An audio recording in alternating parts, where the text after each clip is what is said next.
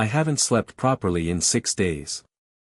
Every time I close my eyes, I see that pale face staring back at me through the monitor screen. My name is Sarah, and I'm a mother of 2. Emma is 6 years old, and little Oliver just turned 8 months.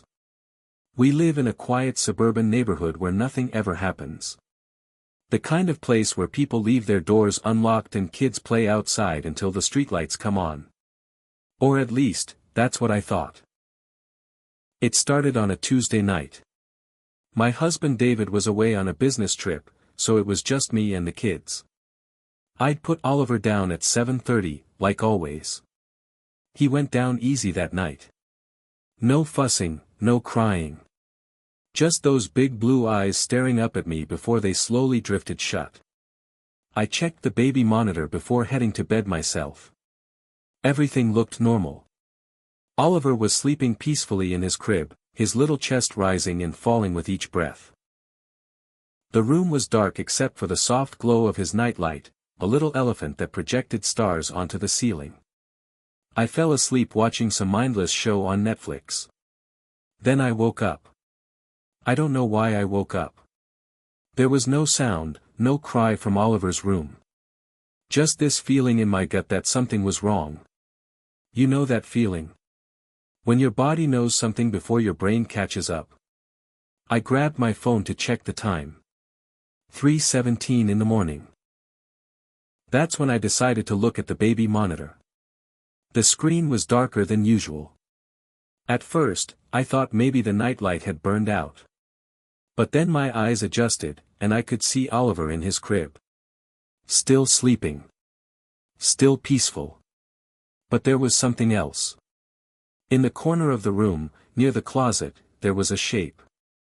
A dark shape that hadn't been there before. I blinked hard, thinking maybe I was still half asleep. Maybe it was just shadows playing tricks on me. But the shape didn't move. It just stood there in the corner, perfectly still. My heart started pounding so hard I could hear it in my ears.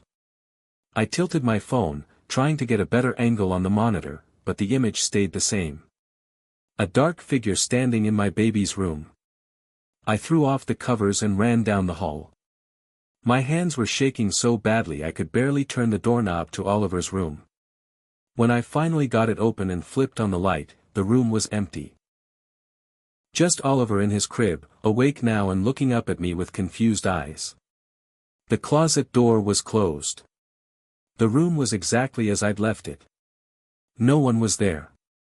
I picked up Oliver and held him against my chest, feeling his warm little body against mine. My baby. My sweet, innocent baby. I told myself I'd imagined it. Stress, exhaustion, being alone in the house. The mind plays tricks when you're tired. But I couldn't shake the image from my head. I ended up sleeping in the nursery that night, in the rocking chair with Oliver in my arms.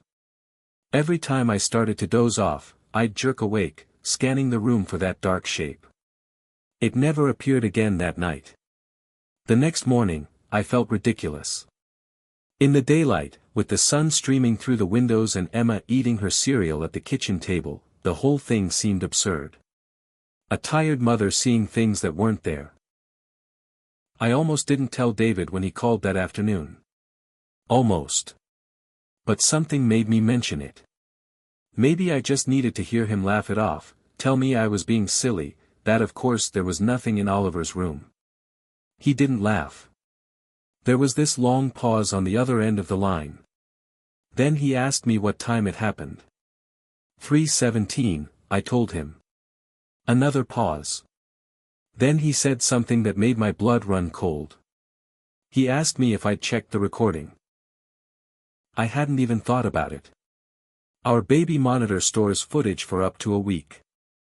You can scroll back through it, watch any moment from the past 7 days. My hands were shaking again as I opened the app on my phone. I scrolled back to the previous night. To 3:17 in the morning. The footage was there. I pressed play. For a few seconds, everything looked normal. Oliver sleeping, the room dark and quiet. Then, at exactly 3:16 and 43 seconds, something changed. The closet door, which had been closed, slowly started to open. Not all at once. Just inch by inch, like someone was pushing it from the inside very carefully, trying not to make a sound. I watched as the door opened wider. And then I saw it.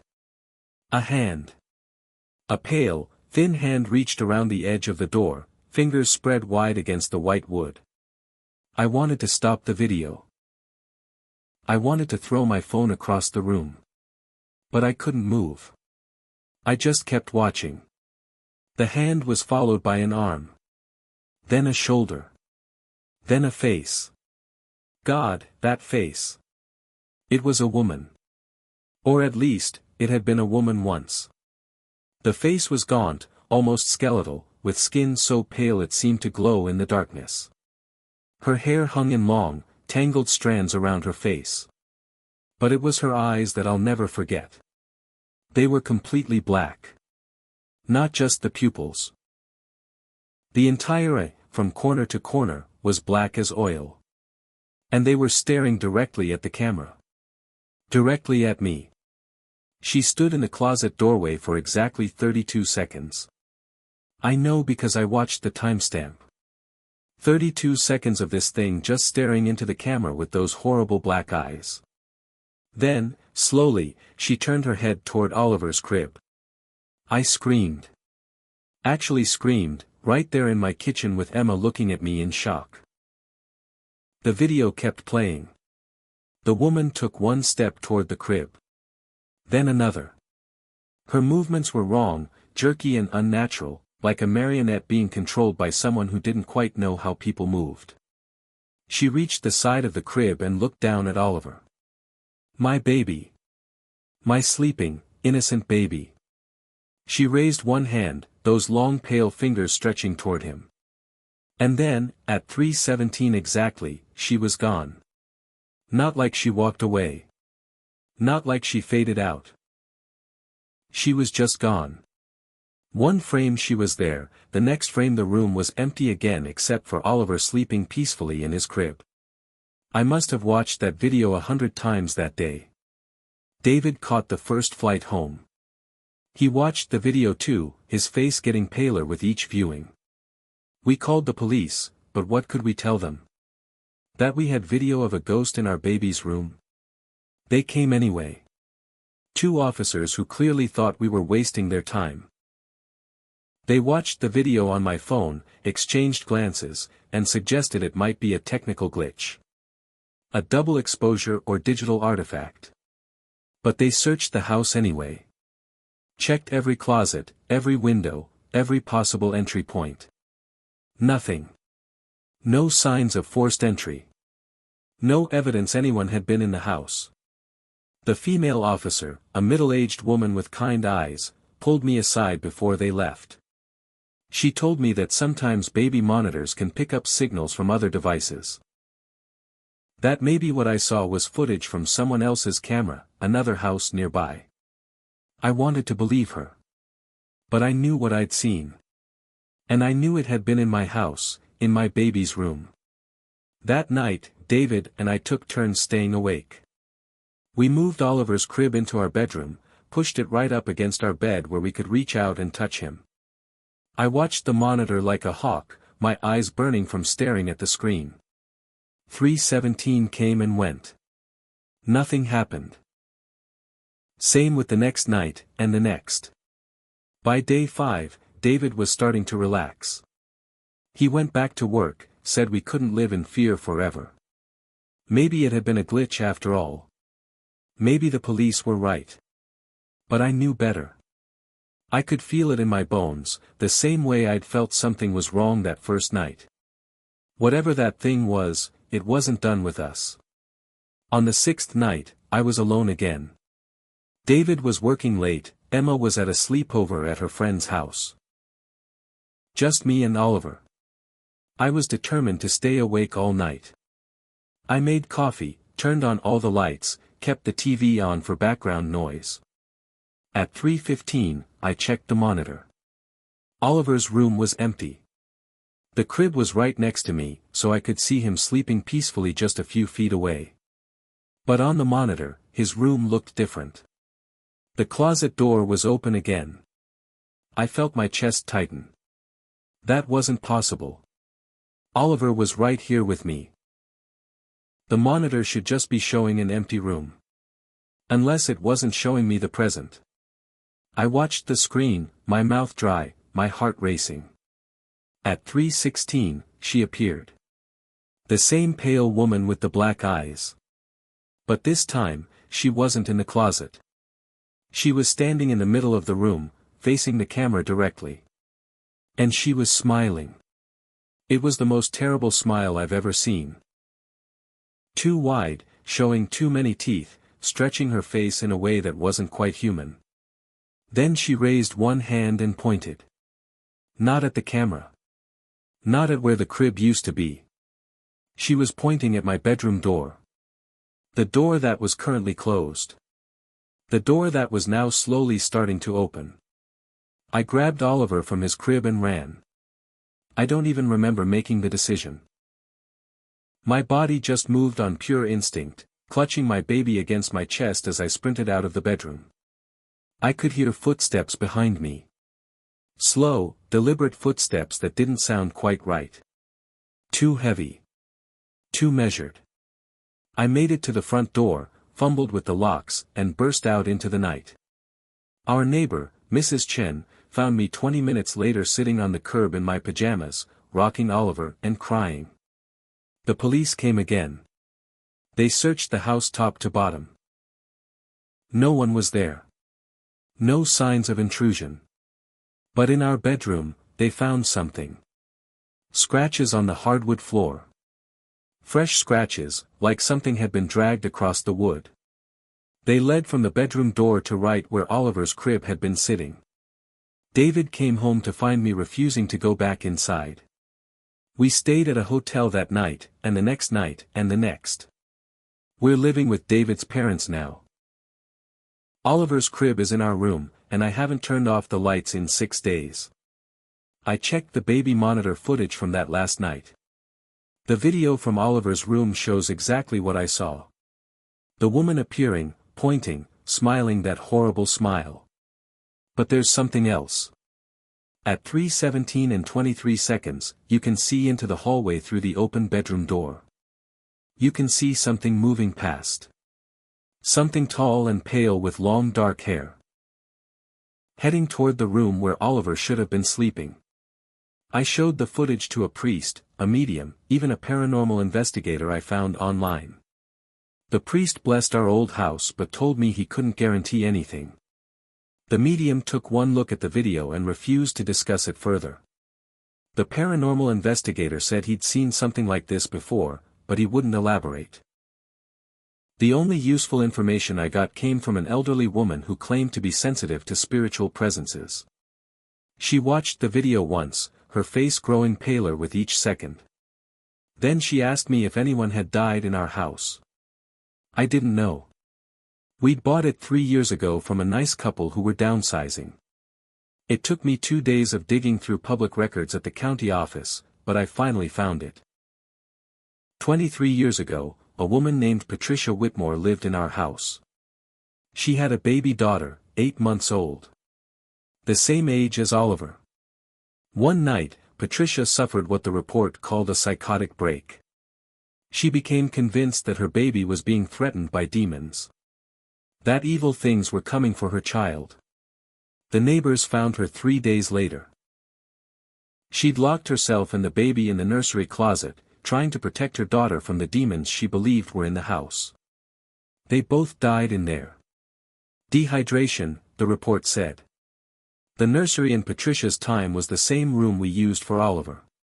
And the closet where she died was the same closet I saw in the video. I don't know if Patricia was crazy or if she saw something real. Maybe the truth is somewhere in between. But I know what I saw on that monitor. I know what came out of that closet at 3:17 in the morning. And I know it was reaching for my baby.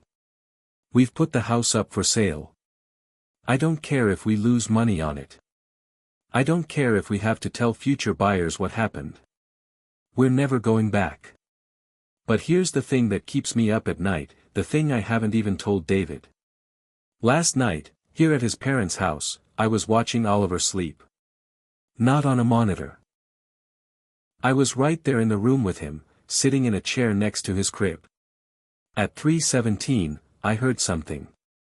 A soft sound, like fingernails scratching against wood. It was coming from the closet.